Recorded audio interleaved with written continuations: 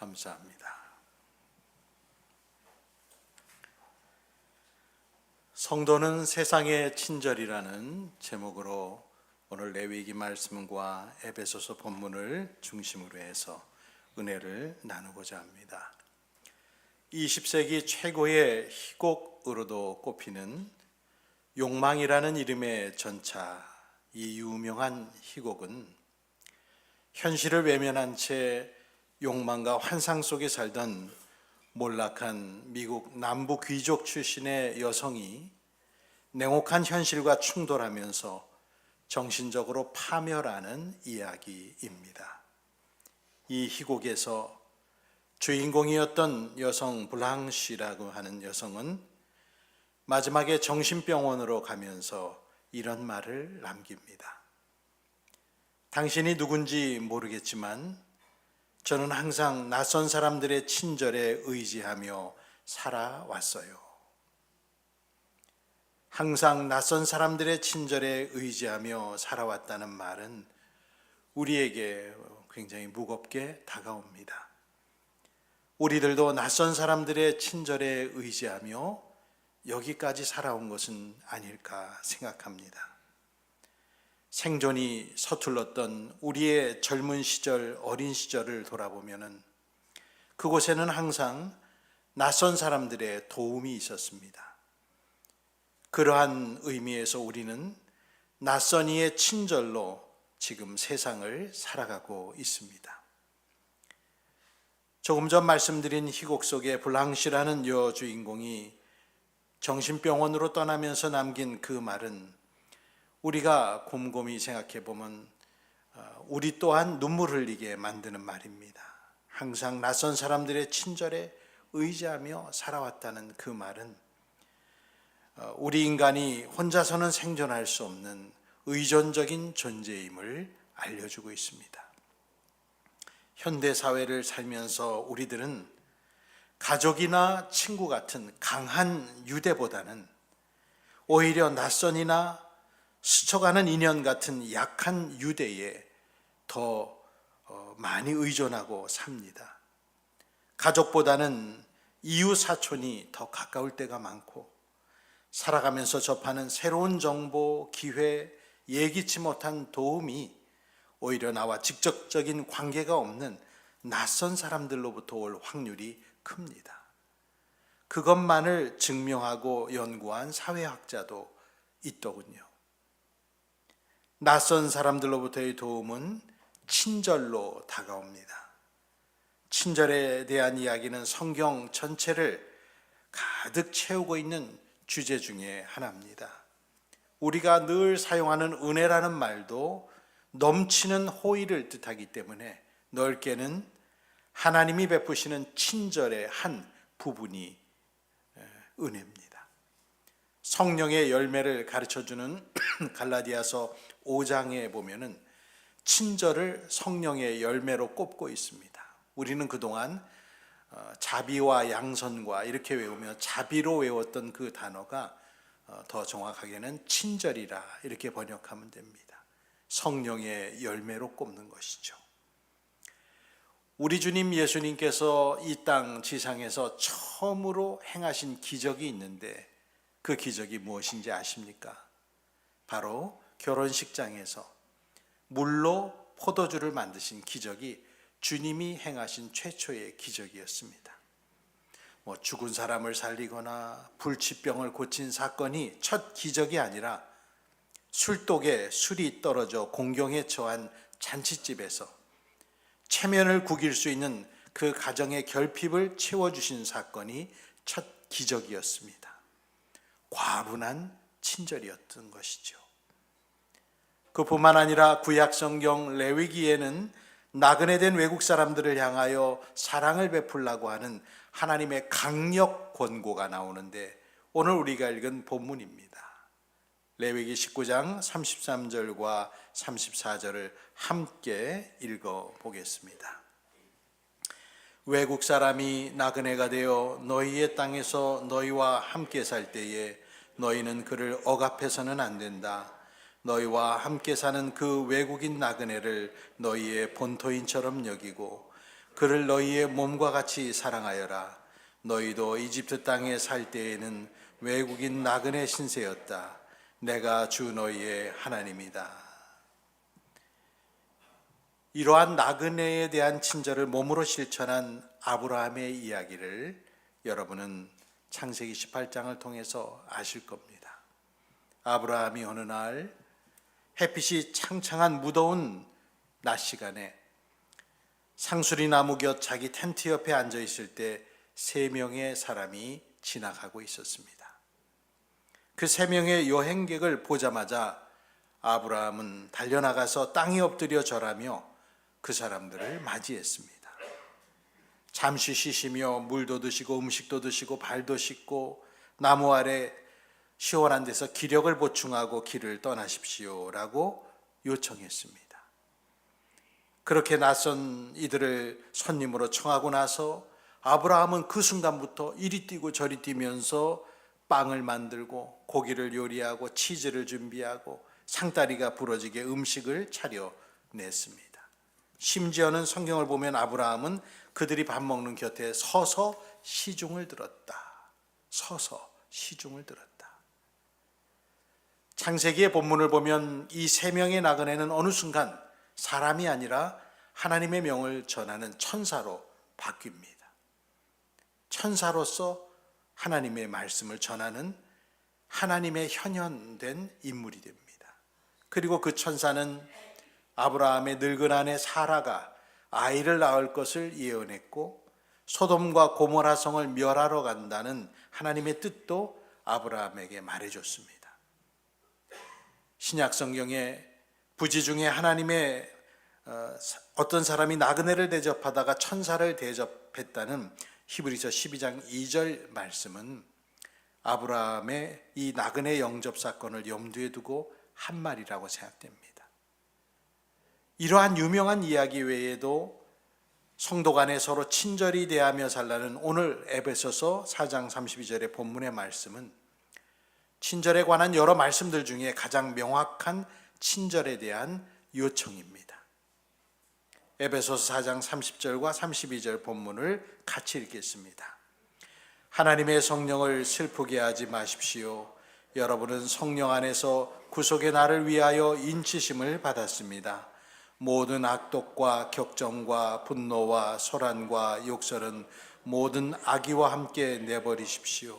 서로 친절히 대하며 불쌍히 여기며 하나님께서 그리스도 안에서 여러분을 용서하신 것과 같이 서로 용서하십시오. 아멘.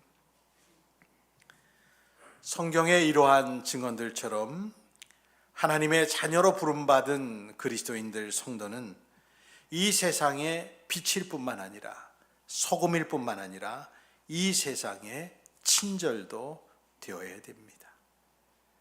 그것을 위해서 오늘 첫 번째로 마음으로 우리가 나눌 말씀은 사랑은 친절로부터 시작된다는 것이죠. 유시화 작가의 책을 보다가 어느 명상센터에서 기도하는 그 내용을 보고 마음에 다가와 메모를 해놨는데 그 명상센터에서 기도하는 내용이 이것이었습니다. 내가 가능한 한 사랑과 연민의 마음을 갖기를, 만약 내가 이 순간에 사랑과 연민의 마음을 가질 수 없다면 친절하기를, 만약 내가 친절할 수 없다면 판단하지 않기를, 만약 내가 판단하지 않을 수 없다면 해를 끼치지 않기를, 그리고 만약 내가 해를 끼치지 않을 수 없다면 가능한 최소한의 해를 끼치기를. 실제적이고 가슴에 와닿는 정말 진실함이 있는 소망이 아닐 수 없습니다. 자기 생각에 급급하고 자기에게 골몰한 우리 외에, 나 외에 다른 사람에게 사랑까지 바라지는 못할 것 같습니다. 바라지도 않습니다. 그리고 우리 자신 또한 그렇게 하지 못하고 있습니다. 우리 시대 어느 날인가부터 우리는 그런 소리를 듣게 됐죠. 물건을 판매하거나 전화를 응대하는 직원이 고객님 사랑합니다. 그 얘기를 예전에 처음 들었을 때 너무나 사람들은 놀랐습니다. 사랑이라는 말을 이렇게 아무렇게나 불특정 다수에게 할 수 있는 말일까? 보지도 않은 사람이, 전혀 관계도 없는 사람이 고객님을 사랑한다. 참 낯선 경험이었습니다. 앞서 인용해드린 명상센터의 실제적인 기도문처럼 우리는 가능하면 사랑과 연민의 마음을 갖기를 바라지만은 가질 수가 없다면 친절하기를 바라야 됩니다. 우리가 귀에 못이 박히도록 들었던 주 예수께서 말씀하신 사랑하라는 그 주님의 말씀은 실제로는 친절에서부터 시작하는 것이죠. 오늘 우리 시대는 친절에 목마른 시대입니다.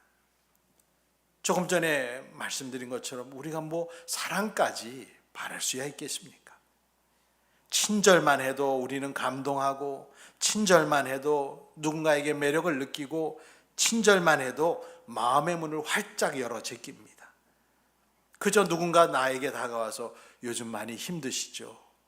그런 말만 한마디 건네도 사람들은 본물 터지듯이 자기의 마음의 문을 열고 이야기를 쏟아냅니다. 오늘 주보 한켠에 목회 칼럼에 적힌 이야기처럼 읽어보셨는지 모르겠지만요, 미국의 커피 판매점인 더치브로스, 이제는 젊은 세대들이 스타벅스를 가지 않고 전부 이 더치브로스를 간다 하는데, 한 사람 한 사람의 손님들의 이름을 기억하고 그 손님들의 좋아하는 음료를 기억하고 다음에 오면 그것을 가지고 응대를 하는 정말 비효율적인 방식으로 영업을 하는 기업입니다. 비효율적인 방식으로 영업을 해서 엄청난 성공을 거두었습니다. 지금 우리 시대 사람들이 어떤 면에 목말라 하고 있나, 그거를 정확히 알고 있는 것이죠. 크리스찬니티 투데이라고 하는 복음주의 잡지가 있는데요, 거기에서도 여러 교회의 노숙인 사역들을 소개하면서 이 노숙인 사역조차도 단순히 음식을 나눠주는 것보다는 그 사람들의 이름을 기억하고 눈을 맞춰주면서 그들에게 존칭을 사용했을 때 그들이 존엄성이 회복이 되고 대화를 하게 되고 영적인 대화를 시작하며 믿음을 갖게 되었다는 사례가 많이 나와 있습니다. 실제로 많은 노숙인 사역자들이 말하는 것은 노숙인들이 가장 먼저 잃어버리는 것은 집이 아니라 자신이 존중받는 사람이라는 감각이라고 합니다. 사람은 빵만으로는 살 수 있는 존재가 아닙니다. 존중받는 존재라는 확신으로 살아갑니다. 그래서 이름을 불러주고 눈을 맞추고 존중해주는 친절은 우리가 뿌리는 그 어떤 전도지보다 강력한 복음의 메시지가 됩니다. 친절은 누군가와 마주할 때 그 사람이 가장 먼저 느끼고 보게 되는 이 피부와 같다 그랬습니다. 그래서 제가 본 말에는 친절은 신앙의 피부다라는 말이 있더라고요. 제일 먼저 보이고 느껴지는 부분입니다. 서로 친절히 대하라는 오늘 본문의 에베소서 말씀은 본래 기록된 헬라어 성경을 보면 문법적인 뉘앙스가 서로를 향해 계속해서 친절해져라, 계속해서 친절해지라, 그런 진행적 명령을 나타내고 있습니다. 일회적인 행동이 아닌 지속적 성품의 형성을 요청하고 있는 것이죠. 사랑은 친절로부터 시작되어야 됩니다. 둘째로, 오늘 우리는 이 성경의 복음의 말씀을 통해 친절은 복음에서부터 흘러나온다는 것을 깨우쳐야 됩니다. 서로 친절히 대하며 불쌍히 여기며 하나님께서 그리스도 안에서 여러분을 용서하신 것 같이 서로 용서하십시오라는 에베소서 4장 32절의 이 말씀, 친절을 교우들에게 명령하면서 바울은 신학적인 근거를 거기에 대주고 있습니다. 그 근거가 뭔가요? 하나님께서 그리스도 안에서 너희를 용서해 주신 것 같이. 다시 말해 우리가 행하고 있는 친절의 뿌리는 우리들이 받은 은혜라는 것입니다. 내가 먼저 용서받은 사람이기 때문에 나는 친절할 수 있고 친절해야 하고 또 용서할 수 있습니다. 에베소라는 도시는 그 당시에 유대인의 회당이 있었습니다. 바울은 그 회당에서 3개월간 복음을 전했는데 나중에 반대에 부딪히자 밖으로 나가 두란노 서원이라는 곳에서 2년 동안 사람들에게 성경을 가르치며 교회를 세웠습니다. 유대인과 이방인이 혼합된 교회, 갈등이 왜 없겠습니까? 에베소서 말씀을 보다 보면 중간에 나오는 이방인과 유대인의 가운데 있는 중간에 막힌 담이라고 하는 그 말은 현실적인 그 갈등을 보여주고 있습니다. 그런 배경을 놓고 에베소 교회를 생각해 보면 오늘 말씀 이 에베소서 4장 32절의 친절과 용서는 성도가 살아내야 할 신앙의 윤리적인 실천을 말합니다. 여러분, 친절은 강제로 시킬 수가 없습니다. 마음에서부터 우러나오고 그렇게 해야 하는 동기가 있어야 사람은 그때 친절하게 됩니다. 그 동기는 그리스도 예수 안에서 저와 여러분이 받은 용서입니다. 참된 친절은 자신이 얼마나 큰 자비를 받았는가를 아는 자에게서 나오고 은혜를 깊이 경험한 사람만이 다른 사람을 향해 진정한 친절을 흘려보낼 수 있다고 존 오웬이라는 청교도 설교자가 성령론 책에서 말을 했습니다. 저는 제 자신을 바라보면서 제가 제 신앙 자세에 문제가 생기는 조짐을 저의 친절함에 대한 자세에서 발견할 때가 많습니다. 누군가가 저에게 무슨 요청을 했는데 제가 굉장히 건조하게 대답을 하고 그리고 친절하게 응대하고 싶은 마음이 적어지게 되면은 제가 지치거나 문제가 생겼다는 그런 증거입니다. 감사보다는 원망이 더 크고 기쁨보다는 짜증이 더 커지고 고마움보다는 부족하다라고 하는 것이 내면에서 더 많아질 때 친절한 태도가 어느 순간 사라지게 됩니다.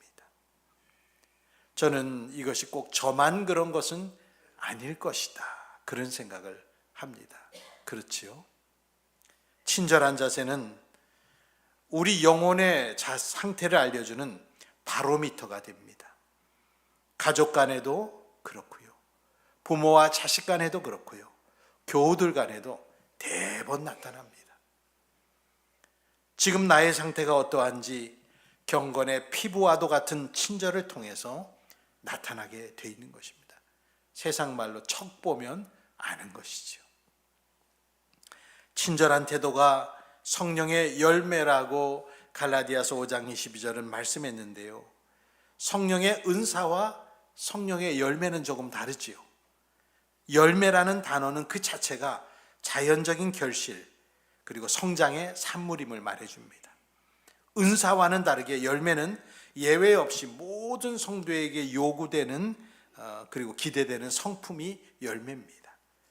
열매의 목적은 신자 자신의 성품에 변하고, 열매는 그 신자가 어떤 사람인가라는 그 존재, 그 being, 그 존재가 어떤 존재인가를 알려줍니다.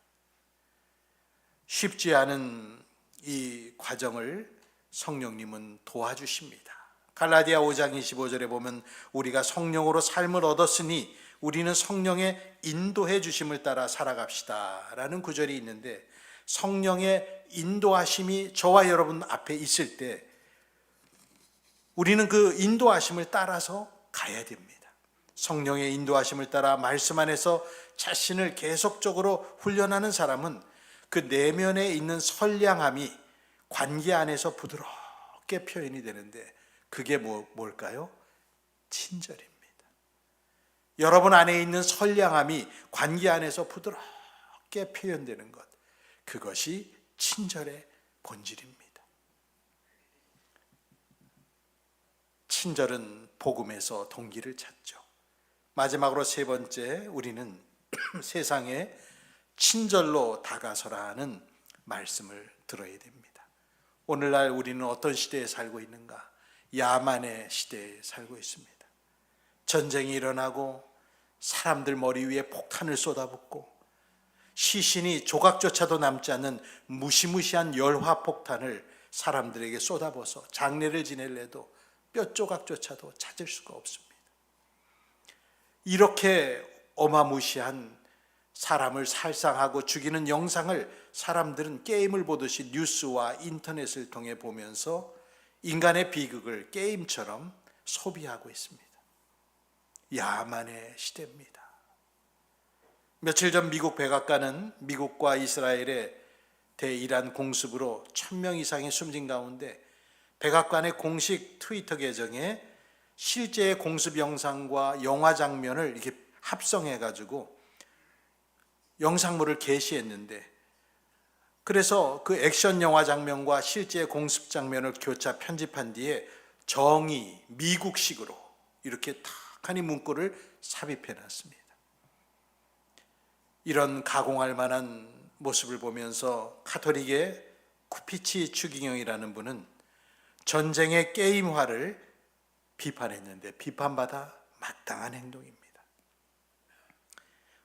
환대와 친절을 기대할 수 없는 인간 존중과 생명 존중이 사라진 이 시대에 기독교는 하나님의 이름으로 세상을 위로해야 될 줄 믿습니다. 이사야서 40장 1절은 말합니다. 너희는 위로하여라. 너희는 백성을 위로하여라. 너희의 하나님께서 말씀하신다. 그것이 우리 교인과 기독교와 이 성도들의 의무죠. 예수님은 이 땅에 오셔서 파괴적인 폭력을 보여주신 것이 아니라 파괴적인 친절을 보여주셨습니다. 파괴적인 친절이라는 이 이상한 조합의 문장은 얼마 전, 몇 년 전 돌아가신 미국의 기독교 지도자 팀 켈러 목사님이 하신 말씀입니다. 그분의 책 정의로운 자비를 보면은 팀 목사님은 예수님이 세리와 죄인들과 함께 먹고 마신 사건을 파괴적 친절, 그렇게 표현했습니다. 왜 예수님의 친절이 파괴적인 친절인가? 그분은 말하기를 당시 유대 사회의 정결을, 규례를 깨뜨리면서까지 소외된 자들에게 다가갔기 때문이다. 대부분의 사람의 생각들을 깨뜨리시고 기존의 관습과 관행을 깨뜨리시고 세리와 죄인들에게 향하셨습니다. 그로 인해 예수님이 얼마나 많은 당시에 욕을 먹었습니까? 지탄을 하고 바리새인들이, 율법사들이, 대제사장들이 예수님을 정말 발에 묻은 먼지처럼 여겼습니다. 주님께서 세상을 향해 친절로 다가가신 이야기들은 복음서의 한두 가지가 아닙니다. 최근에 우리 국민 5명 중에 4명이 기독교를 믿지 않는다, 신뢰하지 않는다는 통계가 나왔죠. 5명 중에 4명입니다. 교회와 기독교인은 차별 없는 사랑과 세상을 품는 정신으로 예수 그리스도의 정신을 이 땅에 실천해야 됩니다. 사람들을 갈라쳐서 나누고 정죄하고 비난하고 저주하는 모습을 우리들이 띄면 띨수록 기독교는 정작 우리가 원하는 병든 사람을 만날 수도 없고 치유할 방법을 찾지 못하게 됩니다. 죄인들과 거리를 유지하며 그들에게 돌을 던지는 방식은 바리새인의 방식이지 예수님의 방식은 아닙니다. 예수님은 당시 사회의 정결 규례, 그 굳건한 정결 규례를 깨뜨리시면서까지 사람들이 멀리하고 손가락질하는 부정한 사람들, 죄인이라는 사람들에게 가까이 다가가셔서 그들과 늘 식사를 하셨습니다. 굉장히 파격적인 모습입니다. 마가복음 2장 16, 17절에 이렇게 성경은 기록합니다. 바리새파의 율법학자들이 예수가 죄인들과 세리들과 함께 음식을 잡수시는 것을 보고 예수의 제자들에게 말하였다. 저 사람은 세리들과 죄인들과 어울려서 음식을 먹습니까? 예수께서 그 말을 들으시고 그들에게 말씀하셨다. 건강한 사람에게는 의사가 필요하지 않으나 병든 사람에게는 필요하다. 나는 의인을 부르러 온 것이 아니라 죄인을 부르러 왔다. 그들의 생각을 깨뜨리셨습니다. 그리스도 예수님의 마음은 이렇게 언제나 고통당하는 사람 쪽으로 이렇게 기울어져 있으셨습니다. 예수님이 세상을 구원하신 방법은 사랑이었지 배척과 비난이 아니었습니다. 어쩌면 여기에 앉아있는 우리들도 예수님의 그 파격적이고 심지어는 파괴적이기까지 한 친절을 현장에서 목격했다면 뭘 저렇게까지 하실 필요가 있을까? 그렇게 예수님을 바라봤을지도 모릅니다. 하나님보다 더 의로운 척하는 사람들은 하나님의 한량없는 사랑을 이해하기보다는 자신들이 남보다 더 의롭다는 비교에 머물며 비난하기 쉽습니다. 친절은 많은 것을 나타내 보여주는 우리들의 신앙의 잣대요, 신앙의 피부입니다. 불친절하고 괴팍한 기독교인을 만난다면 멀리 하시기 바랍니다. 그 사람들에게 선한 것을 바랄 것이 없습니다. 친절은 단순한 매너 차원이 아니라 상대를 돕고 싶은 따뜻한 마음입니다. 상대방을 하나님의 형상으로 바라보면서 존중하는 태도죠. 그래서 친절은 하나님을 닮는 하나님 닮음의 표지다 말할 수 있습니다. 골로새서 3장 12절에 바울이 말하셨습니다. 그러므로 여러분은 하나님의 택하심을 입은 사랑받는 거룩한 사람답게 동정심과 친절함과 겸손함과 온유함과 오래 참음을 옷 입듯이 입으십시오. 오늘 여러분 교회 나올 때 옷 입은 것처럼 정말 하나님의 택함 받은 사랑받는 사람이라면 우리는 친절을 옷 입듯이 입어야 된다는 강력한 권고죠. 말씀을 맺습니다. 이런 말이 있습니다. 친절은 귀머거리가 들을 수 있고 눈먼 사람이 볼 수 있는 언어다. 19세기에 미국의 보비라는 사상가가 했다는 말입니다. 친절은 귀가 들리지 않는 사람도 들을 수 있고 눈이 보이지 않는 사람도 볼 수 있는 언어가 친절이라는 언어다. 말이 필요 없는, 말보다 훨씬 힘이 있고 직관적이고 영향력이 큰 것이 친절입니다. 성도 여러분, 앞으로 서로에게 더 친절하기를 결심합시다.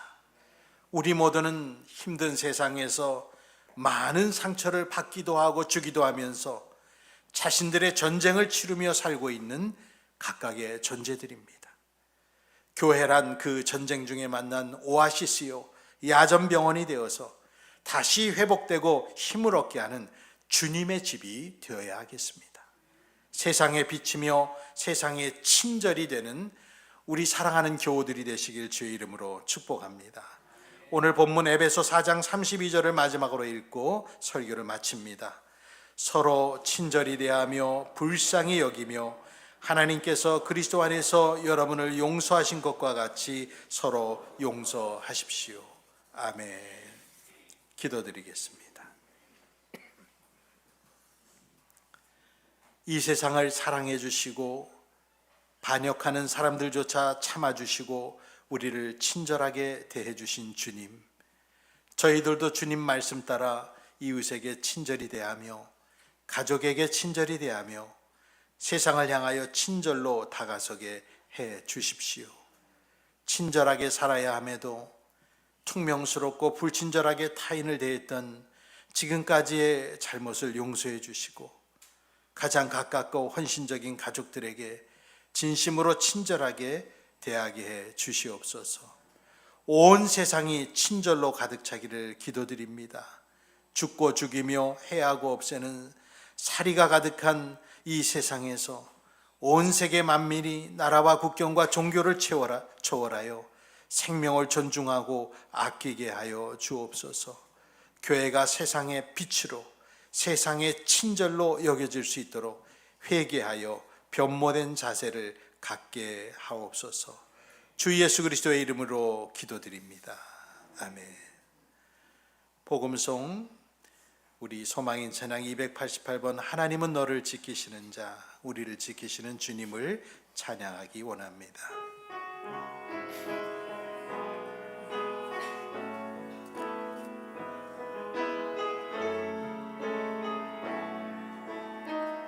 하나님은 너를 하나님은 너를 지키시는 자, 너의 우편에 그늘 되시니 낮의 해와 밤의 달도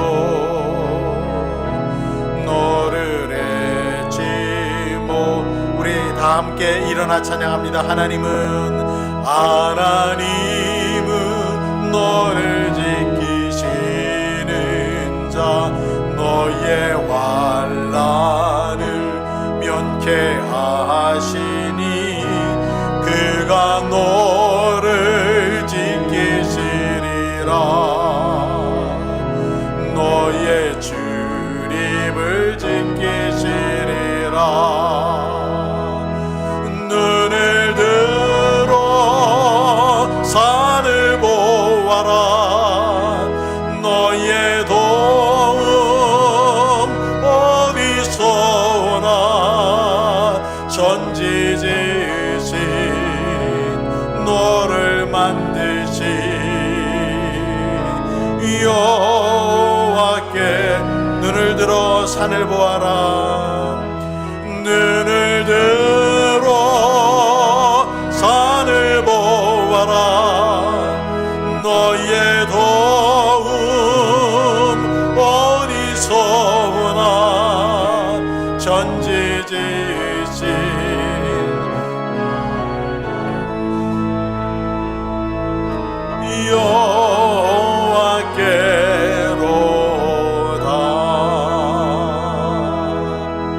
여호와께로다. 아멘. 기도하겠습니다.